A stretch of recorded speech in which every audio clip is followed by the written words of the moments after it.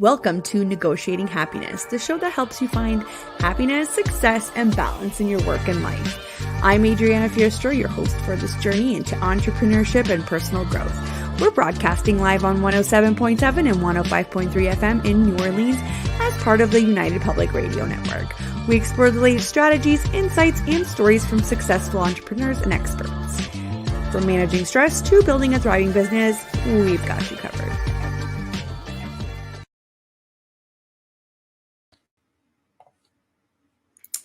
Good afternoon, everybody. Welcome to Negotiating Happiness. I am Adriana Fierstro. I'm your host, and I am excited to be here. We are broadcasting live on 107.7 and 105.3 FM in the beautiful city of New Orleans, and we are on the United Public Radio Network and UFO Paranormal Radio Network. If you wanted to sit back and watch some of our shows, just a quick reminder that we are also on Roku TV. I can't believe it is September 9th, 2024, and I am here again with the lovely Helen. Hello, how are you? Hello, Adriana. I'm well, thank you. Thank you so much for having me. I'm so excited to welcome you back. If you guys don't know Helen, we're about to go and do a little dive into Helen's bio so you can get to know her a little bit.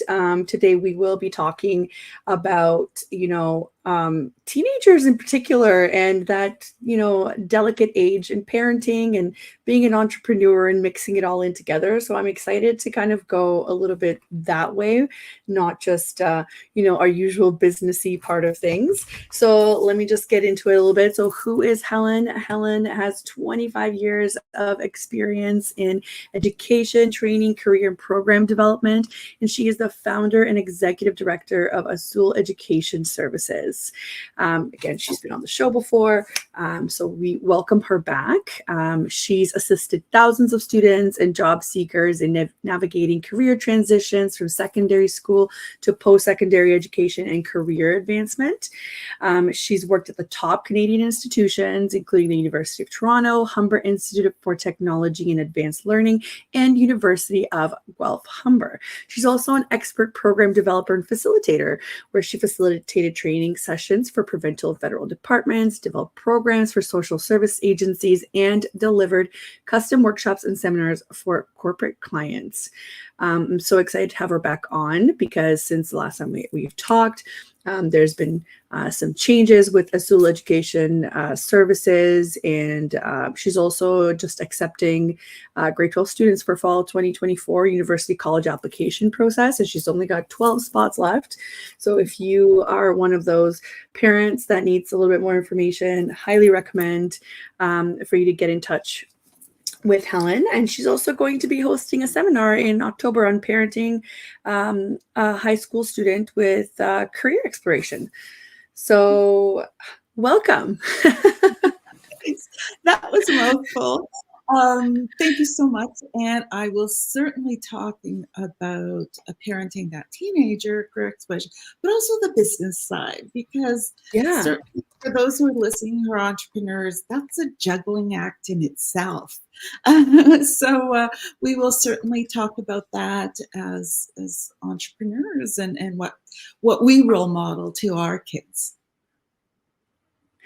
Which, I mean, regardless if you're a parent or not, I think you come across a stage in your life where you think about, am I being a good role model? Like you might have nieces and nephews or, maybe grandchildren, or you are very close with other people's children. And we often wonder, are we doing it right? Are we, putting out there the best version of ourselves? So it's always a good discussion to have, even though you might not. I mean, I don't have a teenager, but I think about this all the time about how can I act accordingly, right? How can I make sure that I show Zach, my son, a part of this is life, but also look how great it can be. It's not all gloom and doom, but also this is the reality, right? It's such a balancing act.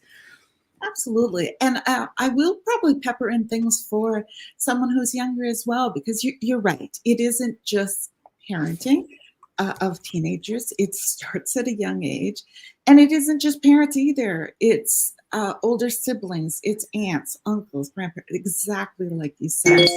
So I think it's always good to have a better awareness of sort of our own influence on the people around us.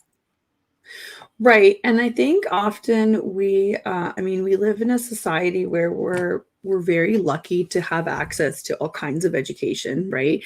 And I've had to recently think about my own situation with my son, because I mean it's September 9th, so here in Ontario, I mean hello to everybody from all over the place, but here in Ontario they started school last week, and my son started junior kindergarten. It was our first day, so it was a lot of firsts, a lot of emotions.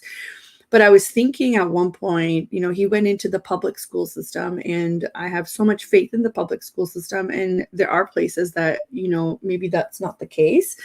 And I did have to think about, hey, like what would the private system look like? How is that going to change, or shape his future or his ability to have access to opportunities? So I would love, love, love to hear your expert opinion on this, and just to kind of give us a bit of a taste of, here's what the reality is, and here's what could be.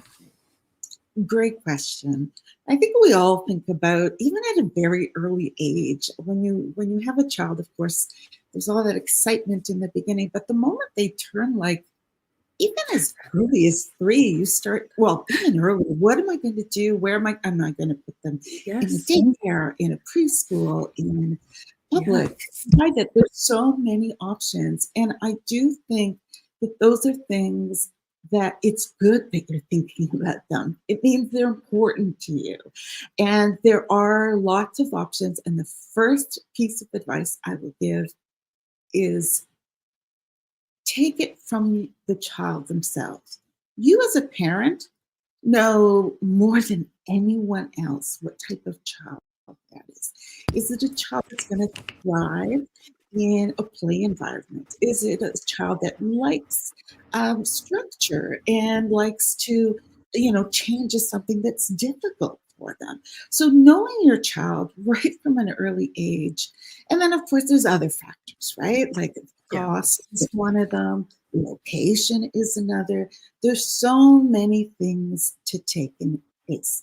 You're lucky when I wanted to say you're right, and you're lucky, and I am too, that we have many good public options. Having said that, education changes all the time. Policies change, leadership changes, school culture changes. So I think more and more I'm being asked at an early age, like, how can I set my kid up for success? The hard part is there's probably for 100 people asking, there's 100 different answers. Right. And the reason for that is, like I said, you want to take the cues from your child. And believe it or not, that early stage is the hardest, because you just want them to grow. You want them to be happy. You want them to be safe, number one, right? And so a lot of parents were thinking, well, I want them to excel. I want them to get good grades. I usually say it's really early when you're just starting. And the key is to ensure that your son, your daughter, whoever it is that you're a guardian for, is in a place that they feel all of those things, that they feel seen, heard, respected, growth, independent, all of those things. And you need to visit. You need to visit schools. And this is the hardest time is, how do you make time? Because you can't just drop in. And, I'm sure parents would love if you just had cameras looking at different cameras. No, you do not want to do that, because it's like anything. There is over information. There's so many new exciting programming starting from an early age. Right. I like to say, if you can start them in even like summer camps or something, that exposes them, extracurricular, sports, dance, all of those different things, you start to see what are your child's preferences. The majority of parents put their kids in public school. I do too. Yeah. And it is, because we hope it is the best. We hope that leadership there is doing the best. And I think for the most part, they are. I really, really Yeah. do. Yeah. So look at your options. There are so many great options, publicly, privately. Um, get as much advice. Talk to other parents in your community. When you attend the park, and there's kids similar age, you might be part of moms groups, play groups. There's so many different things. Yeah, yeah. And I have to say too, as a new parent, um, I was I didn't understand all of the different avenues that could provide resources, right? So here, locally in Ontario, we have I believe they're called Ontario. I forget what the program is called now. Now I'm of course now that I'm live, where it's kind of like if your child isn't in daycare, you can drop in, and they're drop-in programs that you can go and Ontario early years yes, study. early on, early on. Thank you so much. That's exactly what I was thinking of. There are early on services available, and they're typically attached to other daycares or other programs. So you kind of get a glimpse of what's going on the other side, maybe a little bit. You get familiar with the area, but they have resources for parents, and also your local libraries, your local pools, like your city pools will have lots of swimming programs. I will say this, the more remote that you live, which where we used to live remotely, the availability would drop off. Wasn't as much, but now living somewhere like Kitchener, Kitchener, Ontario, they have so many pools, and I was just floored at how many options we had, and they're cost effective options, right? For 7-8 weeks of a program. And you're also kind of supporting the teenagers that now have jobs that are in high school, because they're often the lifeguards, the instructors. I used to do camps when I was in school. I was an instructor, so it's kind of like a full circle thing. And I find that with little kids, they love looking up to the older kids. It's like that cycle now. Like the older kids look up to adults or older kids, maybe university or even older, to see, hey, what does life look like in 5-10 years, kind of thing. So this is basically what our discussion can be focused around, because it is important to address it. And for us, for Helen and I, we have lots of opportunity to be flexible with our schedules because we picked entrepreneurship, but there's also certain things that you really don't have a choice on, and you have to kind of navigate around it. So I would love to hear kind of what your entrepreneurship journey, how that changed, how you can parent or how available you are. I'd love to hear it.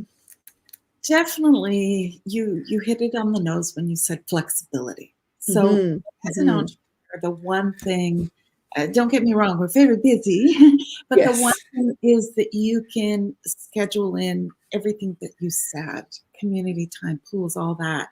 And there are, through most municipalities, there's excellent programming, like you said. And you're right, it's leadership development for the high school kids, for the university students. So through the public system, and if you're an entrepreneur, you always have your local school. As an entrepreneur, the one thing that and I wasn't always an entrepreneur, I have to emphasize that. So this is only within the recent years, and my kids are older, but I was fortunate that even as a salaried employee, that I was given some flexibility to explore different things as my kids grew older. Now, by explore things, it just meant getting more information. I can think back to when my kids were, let's go to grade 1, grade 2. And again, my theme is career exploration, career development. Mm-hmm. So I think for me back at that time, it was important to expose my kids to as many options of careers as possible. So that it isn't just your standard that everyone knows, a firefighter, a teacher, a doctor, a lawyer, and so on.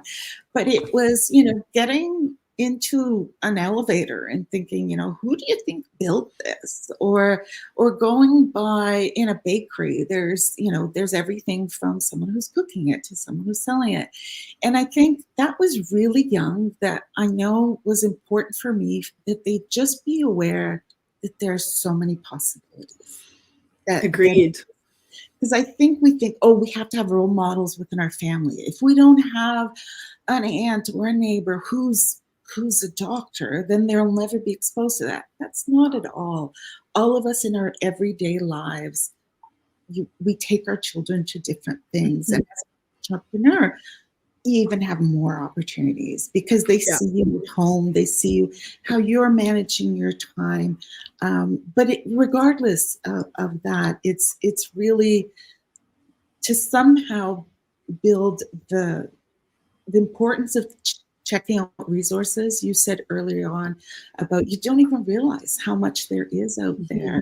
Going to your local community center, or going to your local YMCA, there is incredibly affordable programming that we almost overlook because Yes. there is a tremendous amount of great private programming as well. So, of course, both are great. As an entrepreneur, I think the one thing that has certainly impacted me is my kids watch. Well, I think every kid watches everything their parent does, but I'm able to share with them some of the ups and downs as well, which go away to work during the day, they don't necessarily see or they don't even know sort of the interactions. But if you are, whether it be a small business, brick and mortar, or you're at home, your child is seeing the ups and downs. Things that Yes. are great, things that don't go, last minute decisions, last minute changes. And whether you realize it or not, that is creating for each child, for each young student, a formulation of what careers are. Yeah. And, I think, there's two sides of it that, oh, we shouldn't talk about careers. There's all different things. There's entrepreneurship. But I am a firm believer, my own philosophy is that it's intertwined in everything we do in our lives, in our life stages, whether we're living alone, whether we're with a partner, whether we're in a small town, metropolitan. I think all of those things, our kids watch and listen to everything. Yeah, they do, and they're little sponges. I found that out pretty quickly when, um, I guess my son was telling his daycare teachers that, "Oh, mommy's working at home." Like, "What? Why are you talking about this?" Right? Or, "Mommy, I want a," which is this is hilarious. He can't say computer, so he said "paputer" for the longest time ever. "Mommy, I want a paputer," and I'm like, "Why? What are you saying? Like, why do you need this?" So one day I pulled out like a really old, Chromebook, and I just let him have like an empty doc, and I just wanted to see what, again, he's 4, he doesn't know how to type, he doesn't know how to do anything, but he is mimicking me to a T. I've never taught him this. He's just typing away and then playing with the mouse pad and typing away, then looking at me for a bit, and then, he just they learn so much from us without us even thinking about it or without us even having to actively be teaching them things. So it's such a good I think it's such a good exposure. I mean, I grew up with parents that had, very typical, I guess, service-based jobs. Like my dad's a plumber, like a commercial plumber, right? So he works on these big, big projects. So that kind of opened me up a little bit to the trades. I understood a little bit more about the trades. And then my mom was a tailor. And she still is, right? So has a very traditional job that you never see anywhere. And she's, traditionally trained, and she's got a vast amount of knowledge on this, but this is a dying profession here in Canada. So it was very interesting to see that. But she also had a part-time business with it. So then I got to kind of see a little bit of what that's like, or her managing clients. So I think I got a really good sense of it. My grandmother was a hairdresser. So I used to go hang out at her salon with all the other ladies. And again, just that exposure, you're right. It's not limited to just that, because they have friends, we have other family. One thing though, that was, um, sort of consistent for us in our family, was school. So you had to have an education, right? And I have my opinions about that too. Some people, not everybody is made for university or college. And I think that that's where this exposure comes in handy, so that you understand what you're good at and what you're not. But in my family, it was, my parents both went to post-secondary education in different, one was a trade school, one was university, and then trades. So there's a lot of structure within that. And for my grandparents and great grandparents that didn't get to have as much education because of the times, right? They also put an emphasis on, no, you should go, you should have the opportunity. So I think it's really important that you're right. You're not blocked in by what your family is experiencing. It's about exposure. It's about bringing new things in. And I say this a lot, as you can think of it like as a transferable skill, but I can usually tell if a person is open to other experiences. If you talk to them about, has your family ever exposed you to different kinds of foods? Because food is such a necessary part of life, and it happens so often that you form a habit of either you're really good at trying things, or you're not, right? Or you're kind of so on. So I can usually tell a lot about a person if they say, yeah, like, we tried all kinds of food, or when we travel, we do this and that, and my family always cooked, but borrowed recipes from all kinds of different cultures and whatnot. And I find that it helps me figure out how willing that person is to be exposed to different experiences, because it can be, with food especially, it could be amazing or it could be horrible, right? Depending on how, our taste buds, our willingness to try things. Yeah. Yeah, and it doesn't just apply to food. I mean, everything from what we consume, music, culture, language, all those things. You're absolutely right. I mean, someone will say, well, I have a picky eater. Okay, that's fine. What else is happening in their world? And what I think, I mean, some of the questions I've been getting always over the years, my kids are much older. My daughter has completed university. She's actually working as a teacher, and my son is currently in post-secondary. But I'm always asked, like, how did you expose your kids to this and that, and to be open-minded? And I think my number one answer is to be open-minded myself. And I think, I've seen parents who, you touched earlier on the Chrome and them imitating you.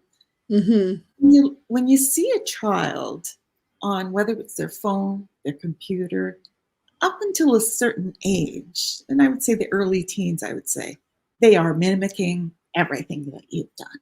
Even though they may be consuming an incredible amount of technology, and that's a whole other sector. Right.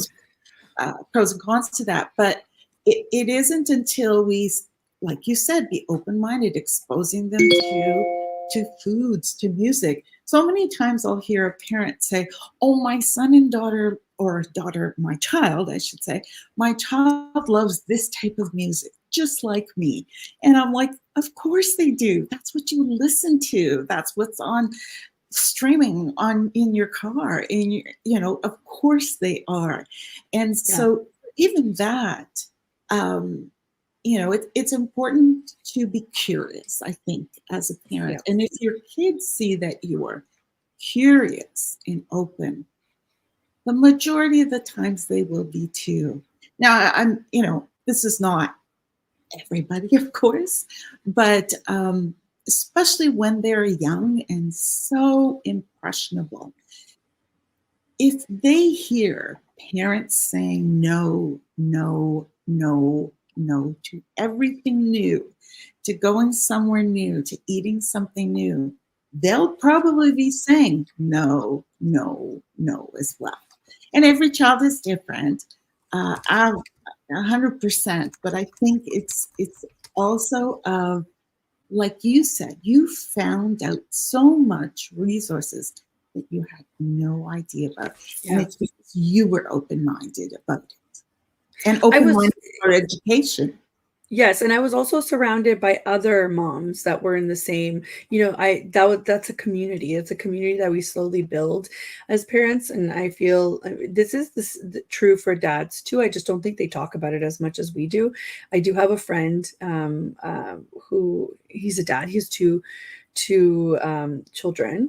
and he's on these like Facebook groups for dads, and what they do, it's hilarious to see the difference in interaction, right? Versus the mom groups, where a lot more open with sharing information than maybe the dads are, but the dads are the ones that are making trades for playgrounds and outdoor toys, and or hey, we can take the kids to do this fun activity.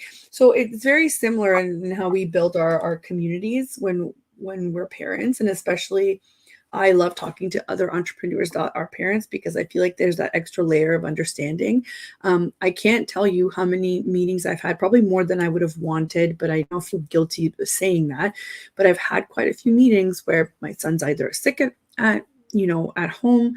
You can hear the TV down the hall, or he just busts in here and starts saying hello to whoever client I'm talking to, and it's super embarrassing. But I have to say, because a lot of people I work with are entrepreneurs and they're also parents, they totally understand, and they're way more open to understanding this juggling act that we do as entrepreneurs, right? So we know that we can be flexible, but sometimes it's the same thing. It's what comes first. Family comes first. It should come first, right? So I think COVID showed us that. I'll never forget. There was the very first video went viral at the beginning. It was even pre-COVID.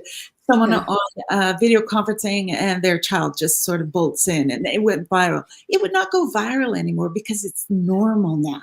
Yes. It's completely normal. And, that, I think that is fantastic, because we are more than just what we do, more than just we work. You're absolutely right. Yeah. We have families. Now, of course, you don't want your child sitting there or your cat on your shoulder kind of thing. Sure. That's walking in. But I think that we are all a little bit more just accepting of this happens. I know so many times, like it's happened to me. I'm talking to someone and someone walks by, and sometimes I don't even pay attention. And others, it's like, yeah, they're human. This is what's happening. We're not in closets hiding on microphones anymore. No. I'm not in my office today. I'm at home. Like that's the reality. That's exactly it. We've made the decision to share a private part of our life, which is our home. And I know that a lot of people had home offices before this too, but it's different. We've opened this door. I have meetings with people across the world sometimes, right? So it's just different. We're living in this landscape of we're trying to juggle everything. We have gained some time by not being on the road all the time, being remote, but we've also added so much more to our plate. So for me, it's, I'll give you an example. Today is probably the best example. So it's Monday. Certain things, have to kind of fly right off the bat, 8 o'clock, 9 o'clock. And then first meeting, then second meeting, then radio show, then booking some things before I go. Then I have an appointment. Then I have to go grab my son from school, and then I have to take him to his classes, his extracurriculars. In the evening, in between there, I have to get dressed, pack a dinner, actually make it to my appointment. It's like out of this house, and then come back and go and put him right to bed, because it's going to be too late by the time we drive back.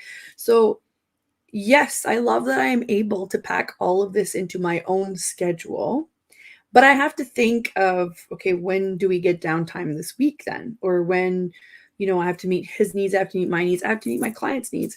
It's always a juggling act. And that means that I am on my phone a lot, right? It means that I'm either taking calls or I'm answering messages or emails. And that's okay if that gives me the flexibility to do what I want to do, or to be able to take time off. We took some time off this summer, right, to travel. That was great. That was amazing. And I don't think you could replace that. But it does make me think, my next question, I guess, kind of rolls into, this next topic. But before I do that, I should probably do a halfway intro here. So for those of you who are just tuning in, this is Negotiating Happiness. I'm your host, Adriana, and we are live on the United Public Radio Network and UFO Paranormal Radio Network on 105.3 and 107.7 FM in New Orleans. And I am here with Helen from Azul Education Services, and we are talking all about entrepreneurship, parenting teenagers, how to best support them, and how to put education at the at the top to see how we can basically support our kids and also make it out alive out of this whole journey. So I was just going to move on to my question of, you always have to do business planning. You always have to do family planning.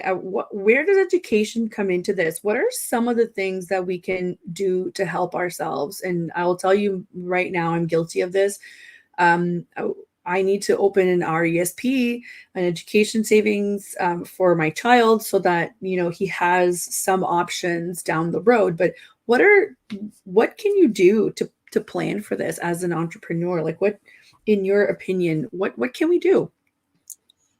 There's so much. Just I know. Okay, but let me start with something that you just touched on, RESPs. Yeah. Those are something that as an entrepreneur, that there's going to be fluxes. There's going to be ups and downs. And I think the key there that you said is you put it at the top, you put it at priority, and you know that you want to put aside funds consistently for your child to access later on for whatever they choose. Yeah. And someone will say, oh, is it too early? They're just starting grade 1. You can start as early as you can. And these things are about habits, right? Because once you start it, then it just continues and you don't think about it. I think it's much harder when your kid is older and you go, I wish I had done that. So having the foresight to think, okay, what's my life going to look like? And this is something you can do on your own, obviously not involving your kid, but just think, fast forward, your child's going to be 16. What's going to happen then? They will be in high school. They will start to have to think about what's next for them and how will you be prepared emotionally, financially, so many different things. And the finance part is, it should be on everyone's mind. Education, we're lucky in Canada that it's not completely prohibited. Prohibitive finance, but it's still a lot of money. Residence is a lot of money. Trades, I think people go into it thinking it's not a lot of money. No, they have to buy their tools to go do their apprenticeship, to do their education. So I think the moment that you have a child and you want them to have options, it is ideal if you can put something aside. Now, I'm not a financial advisor, but I know someone who is. And the key there is that you speak with someone that you trust and look at what is it that's doable right now? What is it that you would like to be at? And where can you start making that plan? It's more than financial, though. So that was one piece. The other place is even where you live. So you talked much earlier about rural or metropolitan. All those things are important. Like if you are in a smaller community, you're right, their options are less. But if you're wanting to give them options, it is to talk about, hey, do you think later on you'll want to, fast forward to that 16-year-old? Is it something they want to go to school close to home? Is it that they want to study abroad or study in another province, which is, very expensive as well. So finance is definitely number one there. Second about is just planning to give them options. The best thing you can do is to find out, to help them along the way, expose them to different options, stay open-minded so that they're not just on one track. And if they are on one track, that's fantastic, but still I'm big on having plan Bs and Cs and even Ds for some families, but it's so that things have shifted. that it isn't just about you anymore. You do have a child. You are taking care of someone, and you want to give them the best opportunity you can. That's And right. that's ultimately inserting them in your plans, looking at 1 year, 5 year, 10 year. Now, nothing says that you know what's going to happen, but everything can change. But Mm-hmm. if you equip yourself with best case scenario, worst case scenario, and then most likely the reality in between, then you are preparing yourself as a parent, you're preparing your child to help them make decisions as well. So often what I hear the most is my 16-year-old doesn't know what to do. That's completely normal. I think it's almost 70% don't know yet in grade 11. Yeah. Yeah. And that's fine because, it's overwhelming. It really, Yeah. really is. But to support them, again, building up to that stage and during that stage is, again, having conversations, candid conversations. Some kids are sharers and love to talk, and others aren't. And so you have to find what is that avenue that you're going to find out what they like, what's important to them. I'm almost, I use this term quite a bit, but it's much more than just career planning. It's lifestyle planning. It's Mm-hmm. everything. It's Mm-hmm. really thinking about how you will be available or not available, what to do. And so for me, it's sitting down yourself, having plans, and then as they age, include them a little bit more. You're not going to include your 7-year-old in their plans for the next Right. 10 years, but your 17-year-old, you will. Yeah. Yeah. Your 20-year-old, hopefully you're still having those conversations, whether they live Yeah. with you or not, it doesn't matter. Yeah. Communication is at the top of any of this.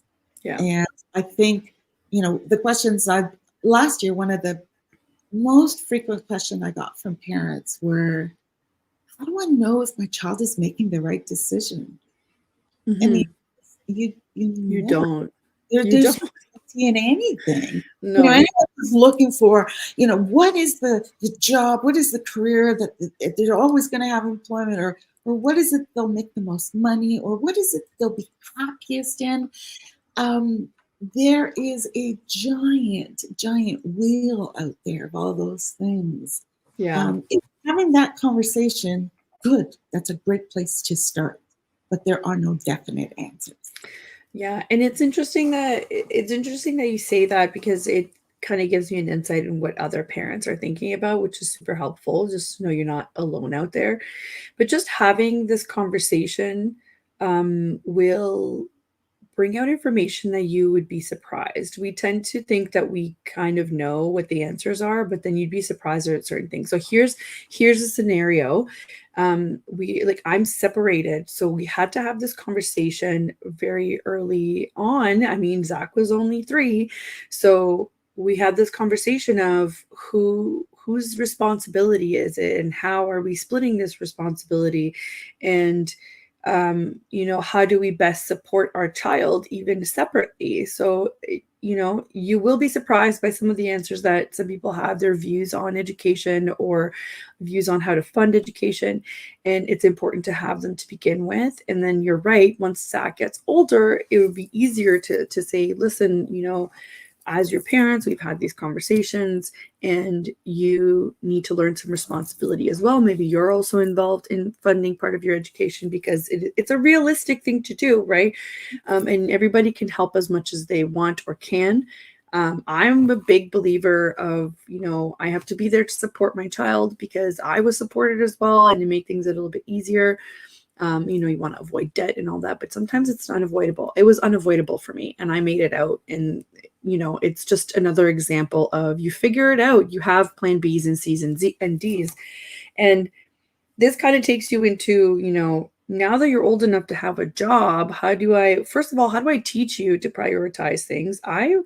Um, I was very impulsive with money And it took me a really long time to even learn control over that. And I don't want to put my son into that position. So now I'm sitting here wondering, how can I, normalize this? Let's talk about money. Let's not make it taboo. Let's talk about, how are you going to spend it? What percentage are you investing back in yourself? And I really, really want to teach him this really early on, that it's not just about instant gratification, because that's what my impulses were about. It's like, how do you navigate that? So how do you teach your teenager to say, how are you investing back in yourself? Because they're going to be very confused when you say words like that, right? But it's about development. It's about, what else can you achieve with this money, or how can you, and never mind investing. Like, this was not a thing when I was growing up. And I wish it was. I wish I knew more about that, right? So how do we prepare them once they're old enough to have a job to look forward to their careers? Because you're right, it might be very hard for them to be focused on their future when they don't even know what they want to do yet. Yeah. All of the things you mentioned are questions that hopefully every adult is having, every parent is having. Yeah. Even like helping out a niece, a nephew, whatever it may be.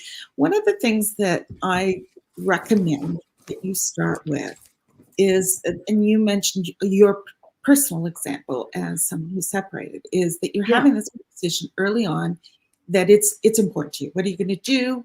How are you both going to show up for your son in this case? And then it is, as they get older, of even simple things like saying, when you grow up, we're going to help you with finding out what you want to do. This is important. And telling stories along the way. And it never stops.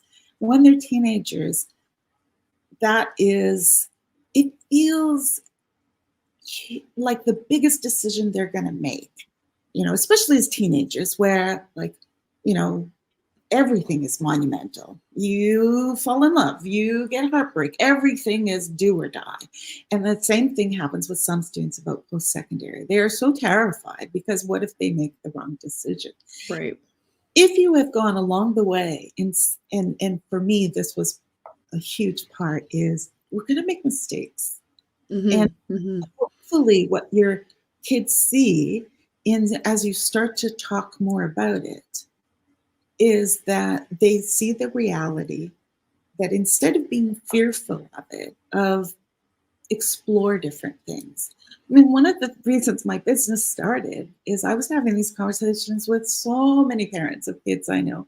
And I had worked in post-secondary for many, many years, doing admissions, doing recruiting, doing all different student services, that I always thought, this is too late. They're already in post-secondary. I think where I can make a much bigger difference helping students and helping parents is at a younger age. So with high school students. And what I've seen is, and I saw myself as a parent too, you don't want to rupture that parent-child relationship. If they start to see you as, well, mom says I can only do this, or dad says I can only do this. These are, two, or there's a mentality of scarcity, which means like, we'll never have enough. Oh my goodness, we'll never have enough to send you to university. The conversations, if they're driven by you want to support them, and that, again, there's always someone to talk to. Right now, many of my colleagues are guidance counselors. They're overwhelmed. First, when they start off, it's, adding and dropping courses for high school students, particularly for grad students who realize, oh no, I need calculus, or I can drop calculus, hooray. I got someone else to talk to my kids. Right. And told them, like, I'm going to be your mom and I have all this information. But one of the things that I wish I had done more of is gotten sort of a career counselor for my own kids other than my own opinion. Right. In my private practice, working with high school students, oh my goodness, they tell me everything. And that's part of the relationship building I do as well, is that these are going to be, I am working for you, for the student. And I'm essentially telling the parent, okay, take some stress off, because when you're asking your kid, well, have you sent this application? All they're hearing is, no, no, no, no, no, my mom, dad are nagging me. So find out, who can support them, who can assist them. And sometimes I do say, have someone other than a parent also that the child can speak to, trust, because those candid conversations, they freeze up in those teenage years with parents. Yeah. And Dynamics, right? Dynamics change. yes, Yeah. yes. And so I love talking to high school students, especially if they're not sure, or those ones who really want to get into competitive programs. How do they get an edge? What can they do to stand out? And with me, of course, I've got lots of experience in my professional education that I can help them navigate that landscape. Mm-hmm. The reality is we can't be everything. Like you talked about your busy schedule. You're an entrepreneur. You're a mom. You're trying to involve your kids in different extracurriculars.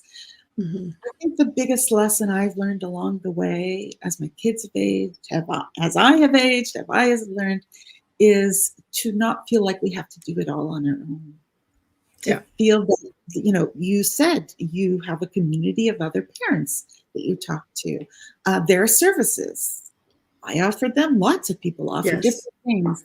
And even something as simple as, not simple, but talking to your family doctor about your child. I mean, I don't think we do that. I think our healthcare system is very much about symptoms and diagnosis. It isn't about, and I remember I've had a fantastic family doctor all along who always asked, how's your son? How's your daughter? What are they thinking about? Find someone who's going to do that. And say that I would sit with my family doctor and talk about university plans. That never was the case. But it was the case as my kids became 18. My family doctor knew my priorities as well. Mm-hmm. Mm-hmm. For my child. And seldom does that even come up as an education plan or thing. And yet to me, it's actually influenced. The other thing that when kids get to that age is there's so much negativity right now. There is, the job market, or technology is going to take over our jobs, or just what's happening in the world is scary sometimes. It is so important that there, I on social media, I was hopeful Helen for a long time for many people, and I hope I still am.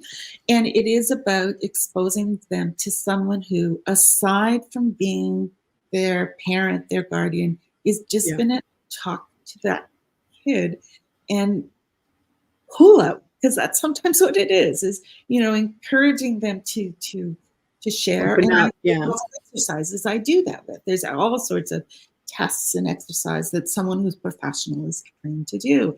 And so to parents is try not to put all that pressure that it's only you. Kids, it is a village. And we need to tap into that. We need to be open to that. And as we're open to that, our kids will also trust other in that network that you've built to talk to. Or, and I love that I had nieces and friends of, children of friends who just said, can you talk to my kid? And yes. And then, depending on what they need, support them. But career navigating with a teenager is complex.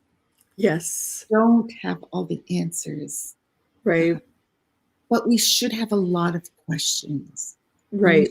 Have a lot of dialogue and exploration and unlimited exposure to what are options. And I'm guilty of this myself, although my parents didn't have post-secondary, and my grandparents, we come from a small town, agricultural laborers. But I know that it was really important to them that I have an education. Mm-hmm. What I did with the words, they had no idea. It was kind of like, you figure it out. Well, but I do think that we have so many resources out there. I tapped into so many different things along the way. And kids and parents don't realize that there are literally hundreds and thousands of people that can support your child along the way. Yeah.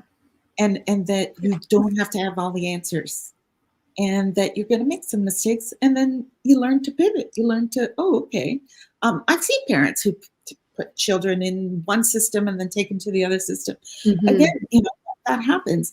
And as long as that transition is being monitored and that you're aware and being there. I mean, as an entrepreneur, you highlighted earlier, some of the benefits is we get to just spend time with our kids. Yes. And Yes. that's, no matter how much you're juggling, in there you had pockets where if you're picking up your child's conversations in the car, if you're dropping off your child afterwards, how was it? Obviously I don't do this anymore with my kids because they're both adults, but at young ages, for me, it was roses and thorns. Some people call it, all sorts of things, but at the end of the day, it was so important for me, the roses is what went well, and thorns was what didn't go so well. And some days they were big lists, and someday it was like, I can't think of anything. But it was consistent for bedtime to find out what was going on. Mm-hmm. And know that I'll never know everything. And that's okay. Yeah. Right? I think entrepreneurship, to me, makes it that on top of your busy schedule, your clients, your parents, it's something that you have a benefit of also showing them, what you do. I mean, that's why they started to take kids to take your daughter to school, take your son to school, take your children to work. Work day. Yeah. Your children to work, to expose them. And those are excellent things. And if you as a parent don't have them, send it to your neighbors. Send it to, I've taken other kids to where I worked before. Yeah. And I still think that those are things that it shouldn't be only in grade 9. It should be even earlier. And it's to nurture that curiosity at an early stage that will maintain, that will stay as a teenager, and will stay as an adult as well. Can I say that too? I agree with what you're saying. I was still in high school. This was a long time ago, where they were allowing you to do your volunteer hours. So for anybody that doesn't know, and in order to get your high school diploma, there is a requirement also not only to have all the credits, or at least a minimum amount of credits. You also have to have what used to be 40 hours of volunteer service. I don't know if it's still the same. Sometimes people had hundreds and hundreds of hours. They would receive recognition for that. Very much encouraged. It used to be that you could go and volunteer at your parents' place of work, and you used to get hours for it. Then they changed it as I was handing in my hours, that it had to be either a nonprofit or a charity or something that isn't directly a business in the traditional sense. And I think that was such a big mistake for my view as a student, because I got to see what my mom did at her work, and I got to talk to, I learned how to speak to the general public. I handled some of the orders. I understood about, prioritizing, scheduling, time blocking at a very young age, not in those terms. I didn't know at the time that that's what they were, but it exposed me to what a real life day-to-day, interaction in a workplace. And I think that, maybe I say it's a mistake, but I do know that they've improved in the types of co-op programs that you can do where you can get that sort of exposure. So I don't mean to say it that way, but in my case, because it was a requirement and I didn't have the opportunity to do co-op, it was such a good gateway into that world for me to see, oh, this is really cool. That's actually how I got my first job, is I met somebody while I was volunteering that said, oh, other languages, what else can you speak? And that's where we formed a relationship that way. So I will always view it as, an opportunity. Take the opportunity to do something that you're interested in, to actually see if you want to be in there.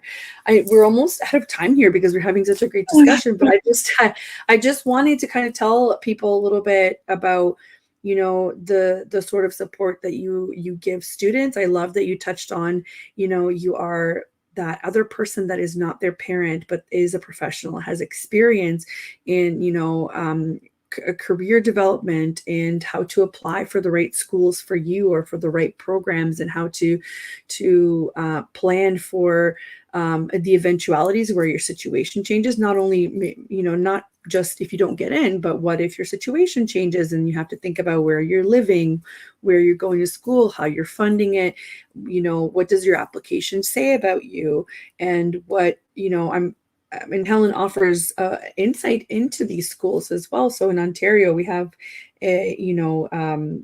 different universities and colleges, and there are not as many as people might think, actually.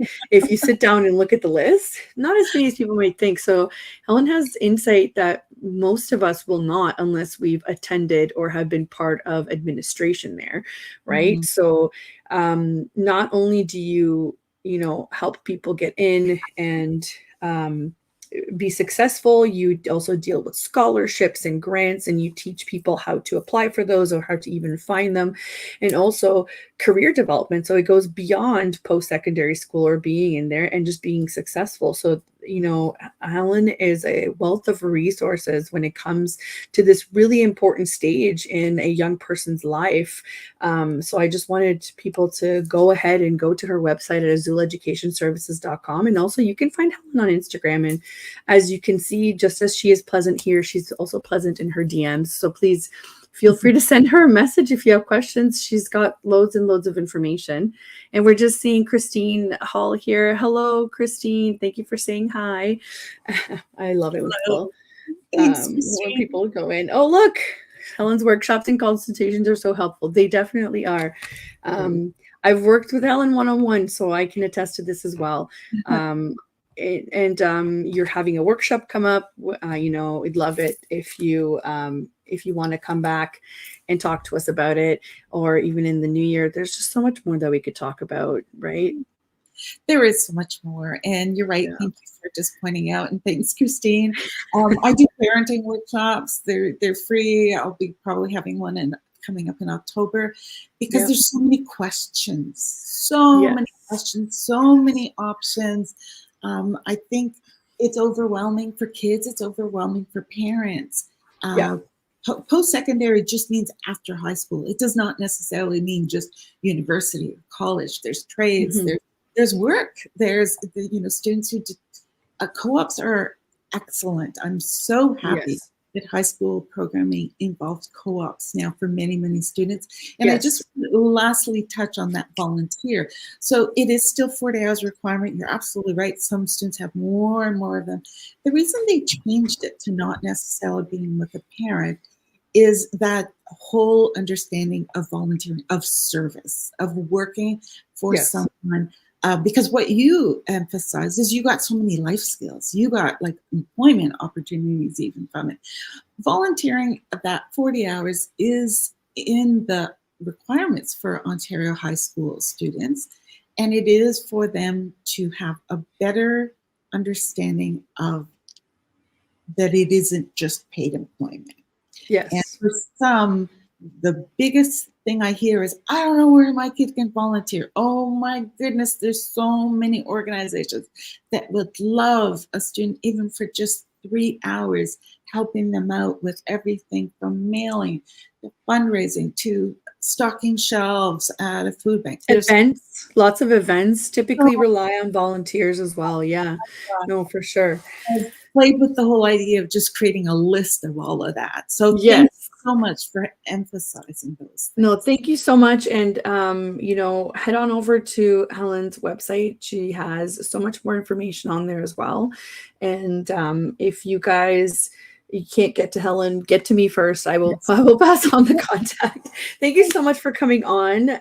We are at the mark here, and I would love to see you again.